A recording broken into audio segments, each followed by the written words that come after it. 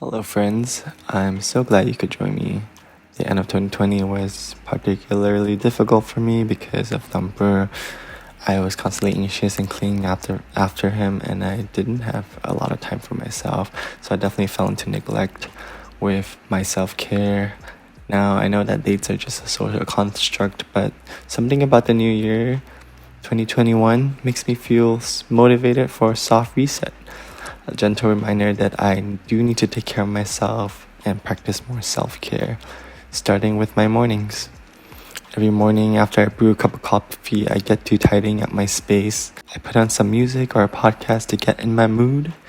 Currently, I'm loving enjoying Unlocking Us with Brene Brown and Bill Nye the Science Guy. If you follow my channel, skincare, makeup, grooming has always been a part of my routine. Using sunscreen daily is self-care, and it's something that I won't fail to do. Most of premature aging comes from UVA and UVB rays, so daily protection is important. It really adds up, guys. Supergoop makes excellent sunscreens for all skin types. I'm super excited to share their newest launch, the Daily Dose Vitamin C plus SPF 40 Sunscreen Serum. This is the first high-potency vitamin C sunscreen serum hybrid that I've tried, and I love it. I'm sure you guys know that vitamin C is an excellent antioxidant, and it's great for brightening hyperpigmentation and post-acne marks. When vitamin C is mixed with sunscreen, the antioxidant capacity is boosted along with UV protection. It's a super convenient product that I can use after my toner. It also contains other notable ingredients like niacinamide and kakadu plum extract for antioxidant benefits. Leaves your skin feeling super protected and moisturized with a slight glowy finish.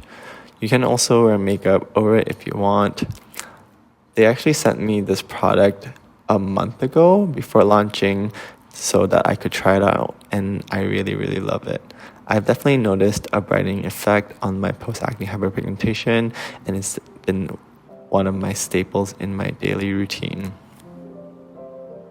For me, skincare is like active meditation. It's a great time to check in with myself, groom myself, and kind of notice like, hey, my physical body needs nourishing and needs taking care of too. In the past, I've definitely obsessed with my weight fluctuations, but this year has put everything into perspective a little bit more for me. I'm grateful to be able-bodied, grateful to have a vessel to carry my soul and my thoughts. I try my best to treat my body like a best friend. I speak kind words to it, nourish it with good food. I've been cooking more, and honestly, it's been so meditative. Chinese people say that food is medicine, and I couldn't agree more. The more colorful and full of greens your meals are, the better. Food contains so many phytonutrients that supplements just can't replicate. My current go-tos are fried rice with yesterday's food or a simple vegetable pasta dish. I also tend to work out every other day, followed with a short session of yoga. I know it might be daunting to start, but once you do it, it becomes a habit. Taking long, deep breaths while doing yoga helps put me in a calm state when everything seems so overwhelming. It helps your body relax. Notice when you have short, shallow breaths, you feel constricted. It puts your body in a stress state, just like your fight or flight responses.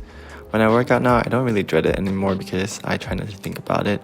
Being intuitive is key, and if your body doesn't feel like it, rest.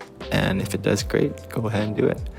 Learning to listen to what my body needs has been a great change in my life. That goes for eating as well. Being mindful, chewing, and savoring food makes food that much more enjoyable. There's a reason why so many cultures say grace. It really is just a small reminder to bring us back to the present and to be grateful for what we have in front of us. Just like your physical being, your mental health is so important. As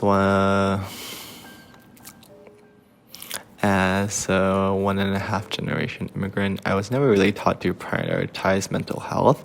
It's always been work, and academic achievements and surviving first so you can provide for yourself and support your family. It's not an easy mindset to change, but I'm really trying. I've tried to focus on healing those wounds and just trying to enjoy living life. Taking care of your mental health is so important so you can show up for yourself and the ones around you. You can't pour from an empty cup. or light another candle with no fire. You put the oxygen mask on yourself before someone else. You've heard me talk about journaling so many times in my videos. Personally, it's because I feel like they're what helped me the most. This year, journaling has helped me in so many ways. In isolation, my mind wanders, and journaling gives me a non-judgmental space where I can just let my thoughts flow from my mind to my pen to my paper. This year, I went through a breakup and I came out as non-binary to all of you. I couldn't have done that without journaling and really figuring out who I am and what I want from this life. Growth is often uncomfortable, and I had to really face my own insecurities and figure out how to navigate them. I usually have a couple of questions that I answer, but the most important one is what I am grateful for today. Gratitude has a way of making me feel calm. Gratitude turns what we have into enough. I've also recently realized that I have a toxic relationship with perfectionism. I try so hard to make my life perfect or the best that it can be, but life just isn't. Social media paints this unrealistic standard of how all our lives should be, and I find myself comparing my achievements to other people too many times. Everyone seems to have everything together while I'm here in quarantine cleaning up after my cats. Comparison really is the killer of joy, so I'm learning to let that perfectionist mindset go.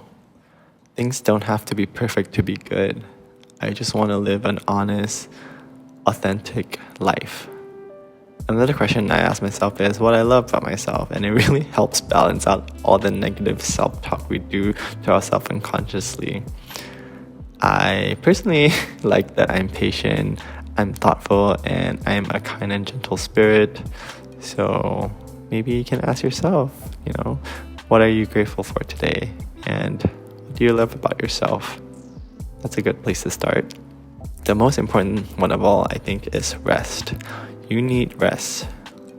That's something I had to learn while in isolation. I grew up in a culture that prioritizes productivity and high achievement.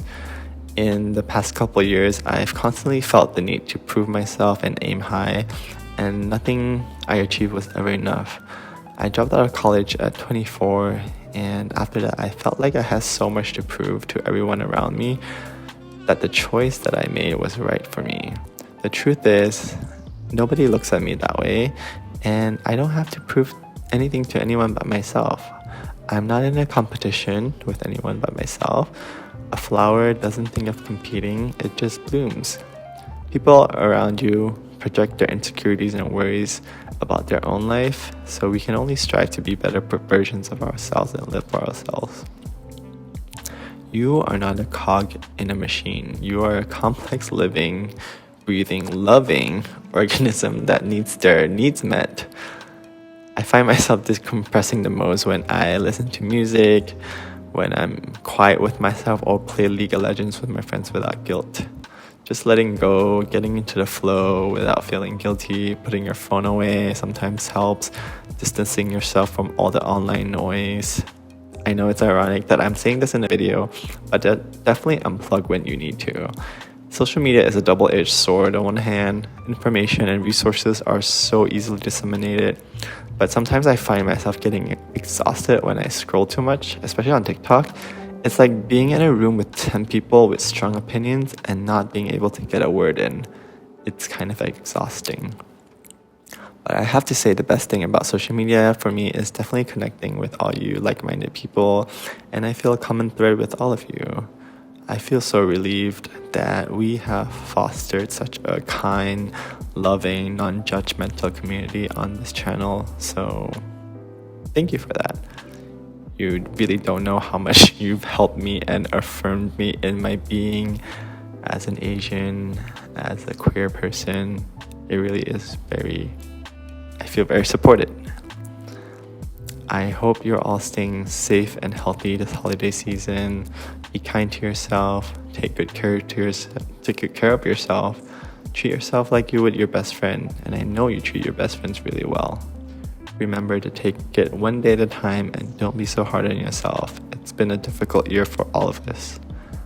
I see you, I see the effort, and I know you're doing your best. Sending you all the love this holiday season, Ivan.